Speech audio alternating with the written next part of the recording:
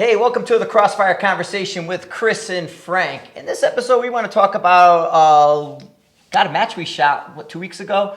So we have the local Pawnee Sportsman's match here, and about 2 weeks ago, Chris and I shot it on a Saturday, and we decided to handicap ourselves a little bit. Chris brought a 223 AR, and I brought the 224 Valkyrie.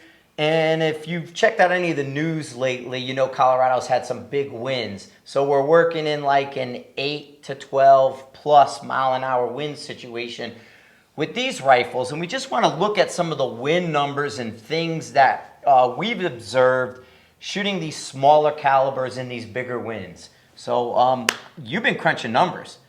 And you have data down, and you're looking at exactly what your 223 did compared to your 6BR, compared to your 6.5 Creedmoor. So let's kind of just, fill some of the people in and explain what you've observed. Sure. I love numbers, but really what I like to take is like the theoretical science and then the applied science, like what can we do with skill and see where they marry up. Because it's one thing to prove, this can happen in a vacuum, and it's another thing for a person to go out and do it. And so the local scene is really strong, and there's the WYCO League, the Wyoming Colorado League is this really cool resource that we have available, put together by some guys up in Wyoming. And not only are they putting on a match every weekend at a different venue, but they're also compiling hit percentage scores and doing a lot of things to promote the community and really grow the local precision sport. But let's get back to the numbers. One thing that I think is pretty cool is for a local match, one of the reasons I avoided them before is because I thought, well, they're all going to be Ep8 at 200 yards, or I had heard things that weren't true. They're bigger and easier, and it's not. Yeah, and what I found is that they're not bigger and easier. They're the level of difficulty, at least at the WYCO matches, compares to the difficulty of like a 2-day precision match. We're shooting targets that are about 1.5 to 2 MOA in size with the same time hacks. It's just that it's 1 day and you might shoot 8 stages. But that provides a really cool laboratory to see what skills do you need work on and what skills are you doing pretty good. But to do that, to get that data, you got to go do it yourself, and you got to prove it firsthand. So one thing that I had done before is I took a competition gun up and I shot it. And then the next month I took a 6.5 Creedmoor hunting gun and I shot it. And then we went out and we used a gas gun. And then I looked at my ballistics, and I wanted to do a table that essentially rounded out some information. So that's kind of one glimpse at some of that data that I crunched is here. Now keep in mind, these are my actual rifles, and so the BCs are unique to the bullets I'm using, the velocity, and the conditions that we're shooting in. But this is my data. And I plugged in to a spreadsheet the information for a 2 MOA target, right? So at all distances, 2 MOA, and then a 1 MOA shooter, right? I jokingly say that I'm a 2 MOA shooter with 1 MOA dreams, but I can often produce a 1 MOA group from unknown positions, and these are unknown positions. And so with point of impact shifts, I'm just gonna say that I'm a 1-inch shooter, shooting at a 2-inch target.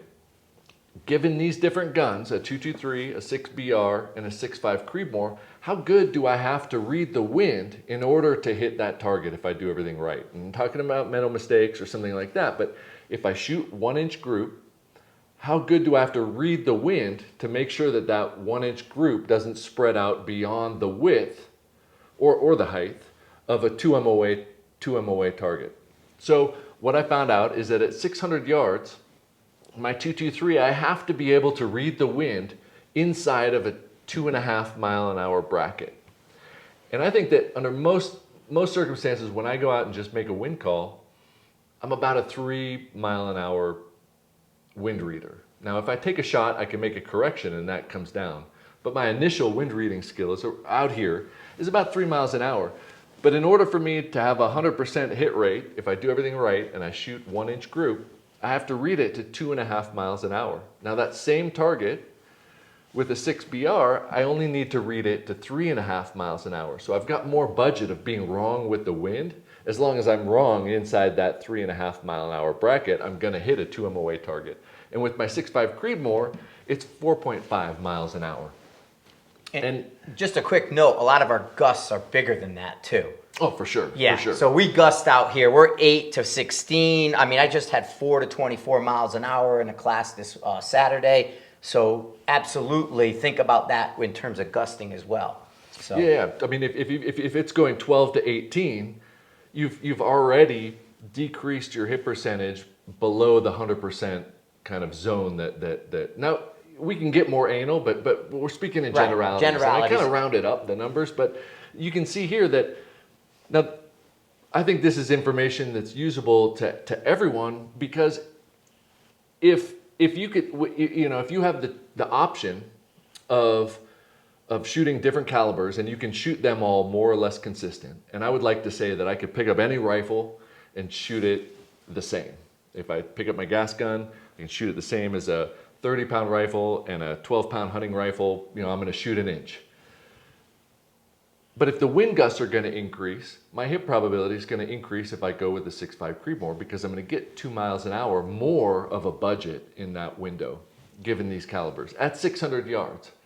Now, at 800, I mean, the wind is kind of a linear effect, but the BC changes, and so your hit percentage is going to go down differently depending on your bullet. But at 800 yards, I have to read the wind to 1.5 miles an hour. That basically is half of my wind reading budget. So, but with the 6BR, it's about 3 miles an hour. And with the 6.5 Creed, it's about 3.5. Now, if I read the wind to 3 miles an hour, I'm probably going to hit a target out to 800 most of the time with a 6 and a 6.5. But we're talking about, you know, outside of 600, that hit percentage is no longer at that, you know, 95%, like the N95 kind of confidence. right, and you have a interval. hit percentage that you did from the 2 matches, right? Mm-hmm. So you're the month before, which you're 6.5, you had an 89% hit rate. And Yeah. then with your 223, it dropped down to a 65%, right? A 60. Yeah, so that's another cool feature here, is that it shows your hit percentage. And so out of the 73, like we've got 73 rounds, 53 are 600 and in, and 20 of them are beyond 600. So there's a substantial amount of shots outside of 600 yards, and there's shots inside of 600 yards. Now, the majority are inside of 600 yards, so you would expect that at least you're gonna, you know, if you're shooting reasonable, you're gonna have a higher than 50% hit rate. Given, Although I can't hit that 300-yard target the same. yeah, but I mean, so we're talking about targets that are inside, you know, and about, you know, some of them are 1.5 MOA, but I'm gonna round it up to say 2 MOA, just to kind of get a feel for that. Now, last month, the conditions were almost identical to this month. So I feel like, you know, we could say that it was a more or less predictable, similar thing. And the course of fire shifts a little bit, but it was more or less similar. But I don't think that there's an advantage in terms of familiarity with the course. This is more of a wind skill reading ability at these matches. And the farthest target is 1450. So there's a lot of targets. Actually, 10 of them are past 1,000. So, you know, we're talking about some decent shot-sized shots in potentially kind of mysterious winds. And so with 72% of the shots inside of 600 yards and 27% of the shots outside of 600 yards, right? With a 6.5 Creedmoor, I shot at 89%. So 89% hit rate. And that means that, you know, if we keep in mind that I read wind to about 3 miles an hour and a lot of, you know, 10 of the shots were outside of 1,000 yards or at 1,000 yards, that's pretty good, because I was shooting at a target at a distance where my wind reading ability on a 2 MOA target at 1,000 yards is bigger than the uncertainty of 2.5 miles an hour, right? Mm-hmm. But that was a baseline. With a 6.5 Creedmoor that weighed 16 pounds, I shot at 89%. And with a 223, that I shoot identical, sometimes even better, I shot a 65%. So that difference here, and I think that you could potentially quantify the hit rate difference here. But if I was working at trying to shoot a 2 MOA target and work on my wind reading skills, and the wind wasn't crazy strong, you know, it's that 600 to 800 yard zone on a 2 MOA target that would be the sweet spot for my 223, because in order to hit it, I got to make my wind call perfect, right? And you kind of want to hit that sweet spot, I think, with the caliber if you're training. But if you're trying to perform, I think the smart thing to do is to give yourself more of an opportunity to misread the wind, because that's going to be the skill set that most shooters struggle with. And you can see here that the heavier the caliber, right, and speed and BC of the bullet, the more wind budget you get on a target of a certain size, of a fixed size at a fixed distance. And that grace is something that we want when we need an advantage, but it doesn't necessarily help when we're training. So as a training tool, you kind of want to try to pick the caliber that matches the target size of your skill set. Swing that heavy bat, right? Put the donut on and practice with that heavy bat. And then go to your light and fast. Right.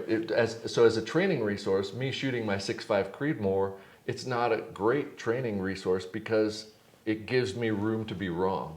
And I want to try to shoot for that 85% failure rate. And that 85% failure rate for me is at that 2.5 to 3 mile an hour zone on a 223 inside in the 600 to 800 yard bracket. So if I'm training wind with a 223, it's going to be on a 2 MOA target between 600 and 800 yards.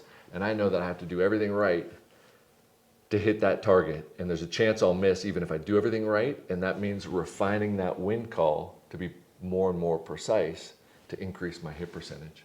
But this is the kind of data, the applied information and the skill that, if married, can really raise the performance level of a shooter. Absolutely. And one thing to note is that YCO does keep data from your shooting. So you can get your hit percentage because that all gets fed into their system and they're providing it to you. So that's a great resource that the series is putting on. But no, this is awesome stuff. We definitely worked it out. And remember, no one's half the battle. Thanks for watching.